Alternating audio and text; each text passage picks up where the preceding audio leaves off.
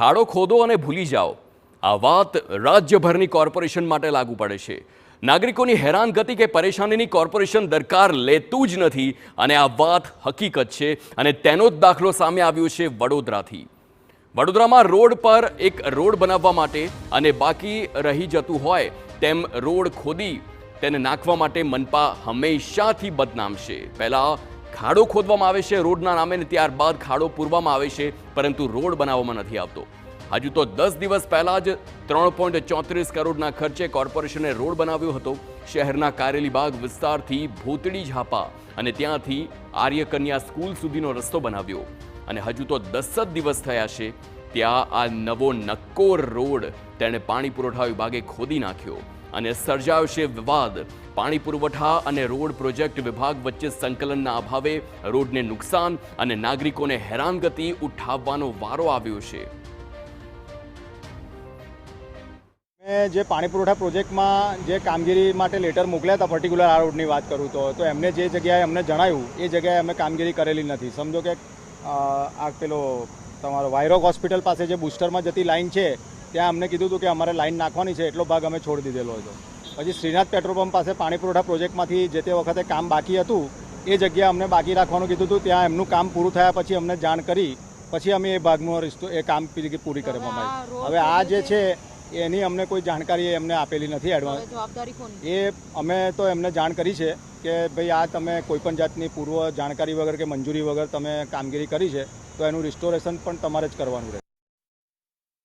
પાણી પુરવઠા વિભાગની ટીમે પાણીની લાઈન શોધવા માટે કાંસ પરથી જતા બ્રિજની બાજુમાં ખાડો ખોદ્યો અને લાઈન તપાસી હતી। ત્યારબાદ તેઓએ ખાડો પૂર્યો હતો। જો કે પાણી પુરવઠા વિભાગે આ અંગે રોડ પ્રોજેક્ટ શાખાને જાણ જ ન કરી હોવાનું સામે આવ્યું। રોડ પ્રોજેક્ટ શાખાના અધિકારીઓ પણ આ બાબતે અજાણ હતા। રોડ તોડાયાની જાણ થતાં જ તેઓ પાણી પુરવઠા વિભાગને પત્ર લખ્યો અને રેસ્ટોરન્ટ કરી આપવા કહ્યું છે। જે પ્રકારે આખી જે કામગીરી થઈ તેમાં રિસ્ટોરેશન કરવાની વાત કરવામાં આવી। જો કે છેલ્લે તો નાગરિકોને જ તૂટેલા રસ્તાથી પસાર થવું પડે છે, એટલે કે અંતે હાલાકી ભોગવવાનો વારો આવે તે નાગરિકોને જ પડે છે।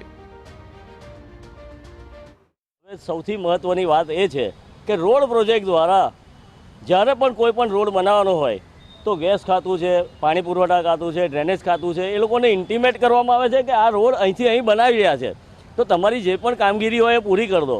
આ ઇન્ટિમેશન પણ કરતા હોય છે, છતાં પણ સંકલનનો અભાવ છે કે એકબીજાના પત્રો જોવાનો અભાવ છે કે દેશ ઠોક ચાલે રાખે છે। ખરેખર તો આ ઇજનેરોની ફરી પરીક્ષા લેવી જોઈએ અને સામાન્ય જ્ઞાનની પરીક્ષા લેવી જોઈએ। ઇજનેર તો કદાચ ગાડો બી મેમરી પાવરફુલ હોય તો થઈ જાય, પણ આ તો સામાન્ય જ્ઞાનનો અભાવ છે અને લોકોના ઘરવેરાના પૈસામાંથી બનેલો આ રોડ તોડી નાખી અને લોકોને ખૂબ નુકસાન પહોંચાડે।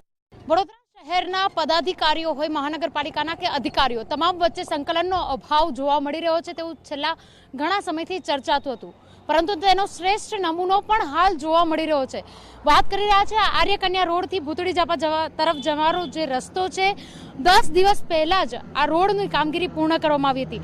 3.34 કરોડના ખર્ચે આ રોડની કામગીરી પૂર્ણ કરવામાં આવી। પાણી પુરવઠા વિભાગ દ્વારા જે લીકેજ છે તેને શોધવા માટે અહીંયા આગળ ખાડો ખોદવામાં આવ્યો, પરંતુ રોડ વિભાગ દ્વારા જ્યારે રોડ બનાવવામાં આવ્યો તે દરમિયાન પાણી વિભાગને અને તેની સાથે સાથે ડ્રેનેજ વિભાગને પણ જાણ કરી હતી કે કોઈ પણ કામગીરી બાકી હોય તો કરી લેવા માટે। તેમ છતાં કામગીરી નહીં કરી અને નવા બનેલા રોડ પર હવે થીગડા મારવાનો વારો આવશે। સ્થાનિકો દ્વારા વિરોધ કરવામાં આવી રહ્યો છે, સાથે સાથે અધિકારીઓમાં સંકલનનો અભાવ, નાગરિકોના જે નાણાં છે તેનું એંધાણ પણ પાલિકા કરી રહી છે। મહત્વનું છે કે જે રીતે સંકલનનો અભાવ જોવા મળી રહ્યો છે, રોડ વિભાગ નોટિસ આપે છે પાણી પુરવઠાને, પાણી પુરવઠા વિભાગ કહી રહ્યું છે કે રોડની સમારકામ પૂર્ણ કરી દેશે, પરંતુ જે નવો બનાવેલો રોડ છે તેના પર થીગડો મારશે। થીગડો મારવા પાછળ પણ વધુ રૂપિયા ખર્ચશે, ત્યારે હવે 3.34 કરોડનું એંધાણ થયું છે। જવાબદાર અધિકારી વિરુદ્ધ કાર્યવાહી ક્યારે થશે તે પણ તેટલું જ અગત્યનું છે। કેમેરા પર્સન રોહિત ગોયલ સાથે અંજલિ ઓઝા, TV9 વડોદરા।